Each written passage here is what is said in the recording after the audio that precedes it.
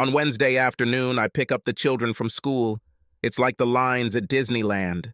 Just when you think you're getting close to the school, they take you around another building. Slowly moving forward, I eventually made it to the front of the line and found Dustin and Sarah waiting for me. Now that they are 13 and 14, I am not allowed to show any affection. Ugh, disgusting, Dad. What if my friends see you doing this? Yes, they have reached the age where I work as a driver, an ATM, and a food bank. I answer the phone on Wednesdays because Hannah has her weekly project review. She leads the design team at the interior design company where she works. They build luxury office spaces and mansions. As part of a national organization, they make sure every project is special. There's nothing worse than seeing something you paid handsomely for appear in someone's corporate PR press release. Needless to say, I was surprised to see Hannah's sedan in the driveway. Maybe she left something behind that she needed. Otherwise, why wouldn't she go into the garage? While parked in my part of the garage, the kids jumped out and attacked the refrigerator.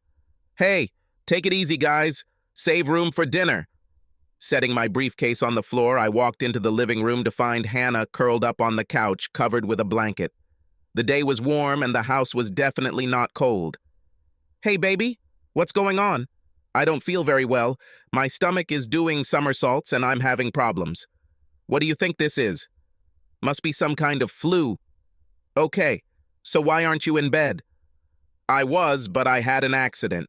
Could you please change the sheets? Taking 2 steps into the bedroom, I realized what had happened to her. I went out to the garage and grabbed a nose clip and some latex gloves. At the very least, all of our beds come with waterproof mattress covers. An old habit. When children were little, they would climb into bed and sometimes have accidents. Now we are ready, but they will only crawl into our bed when they feel worse than the dog. I wasn't going to cook dinner after this ordeal, so I ordered pizza and took a shower, emptying a can of air freshener. I sure as hell hope I don't get what Hannah is struggling with. After a week of suffering and cleaning up the crap, Hannah made an appointment with our family doctor. It was pretty much a waste of time. Predictable answers. Probably the flu. Give him a little more time. See you in a week if this doesn't go away. So 2 weeks later, Hannah went to the doctor again. She lost several pounds because she didn't eat for fear it would come out the other end. Energy drinks are her cuisine. The doctor ran some blood tests, but nothing was far enough out of range to warrant any further action. Over the next few weeks, Hannah learned to live with it.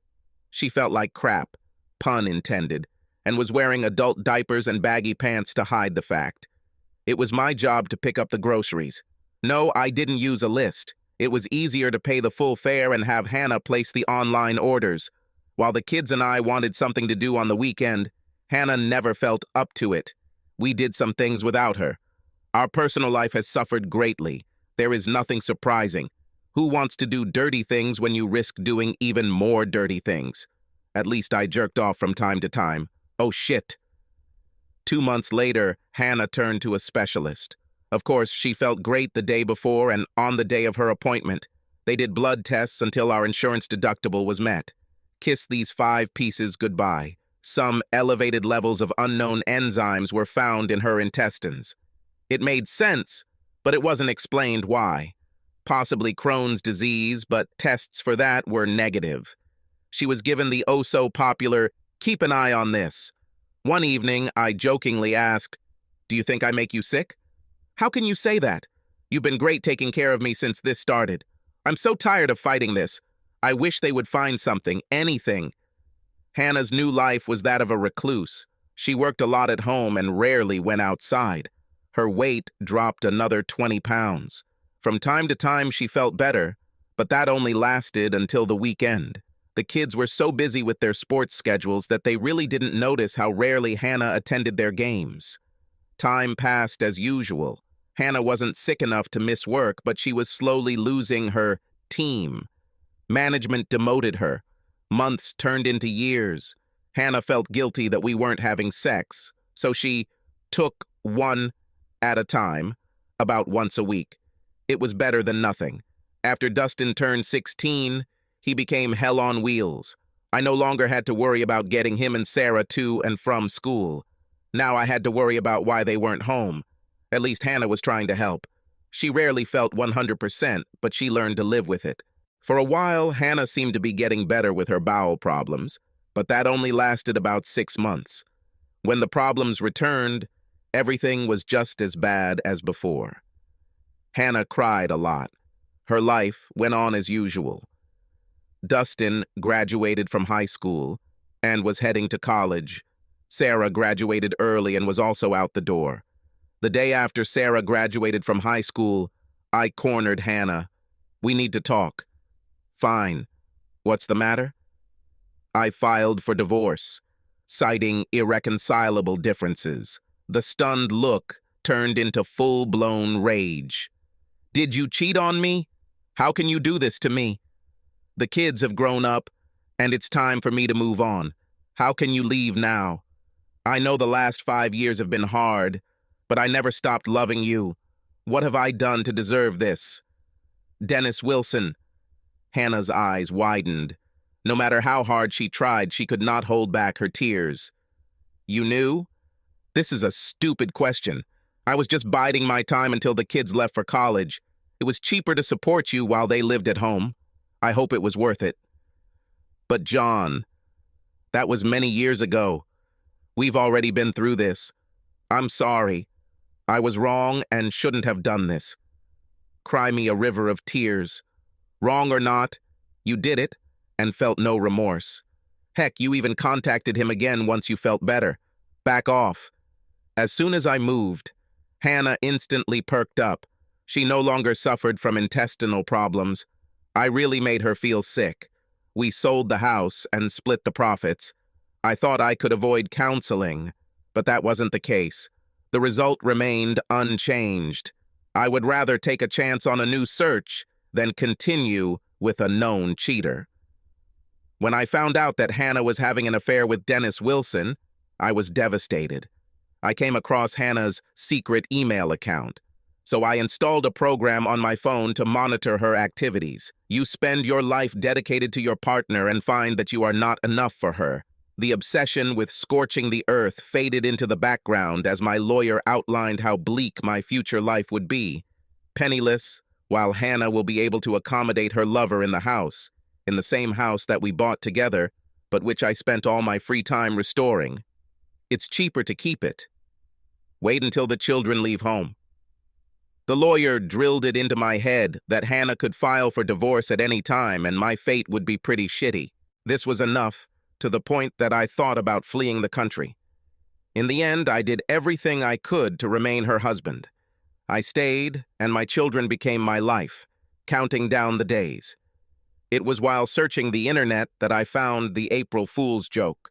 Mixing 2 over-the-counter liquid veterinary drugs may cause intestinal upset, so I bought and stored a large bottle of each in the garage and got a pack of syringes from China. Using the indicated syringes, I injected the mixture into Hannah's coffee supplies. She loves the blueberry and hazelnut mix.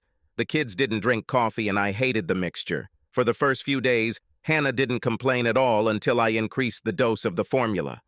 That's why that first Wednesday was so hard for her. I've clearly gone overboard. Of course, I used too much early on, but eventually I found a happy medium. It was enough to make her feel like crap, but not bad enough to send her to the doctor. It was funny how her friends, after drinking a cup of spoiled coffee together, then caught the flu. Friendly fire. I discovered that she turned Dennis down on multiple occasions. No, it wasn't because she didn't want him, she just didn't feel ready for it. He finally gave up. After a few years, I thought Hannah's novel was dead and buried. That's when I cut back on the medication. Although not completely, since I was still in revenge mode. But then Hannah reached out to him again. I increased the dosage, and Hannah relapsed. A week later, she again turned to the specialist. The day before and on the day of her appointments, I made sure Hannah used conditioned coffee. Although she claimed that she was devastated and unprepared for my divorce petition, I was not moved by her tears. It was only after I gave her the investigator's report from 5 years ago that she realized how serious I was. Dennis's wife received a copy and named Hannah in her divorce petition. I made sure all of Hannah's friends and family received copies, which caused my phone to stop ringing. I was no longer the uncaring, heartless bastard who abandoned a hopelessly ill Hannah in her time of need. Dennis suffered greatly during the divorce. Now he eats ramen noodles and drinks water while his ex-wife entertains his replacement. I find this to be revenge enough. As much as I'd like Hannah to know how I did it, I'm afraid I may have crossed some legal lines. So I grin a lot. Will I get married again? Most likely no. Maybe. Who knows? I can't even enjoy dating without fearing the heartbreaking pain Hannah caused me. Time heals is my last hope. Subscribe to our channel so that your second chaff doesn't cheat on you, and go ahead and listen to the next story, because this story is nothing compared to the next one. If you're under 18, don't even think about listening to the next one.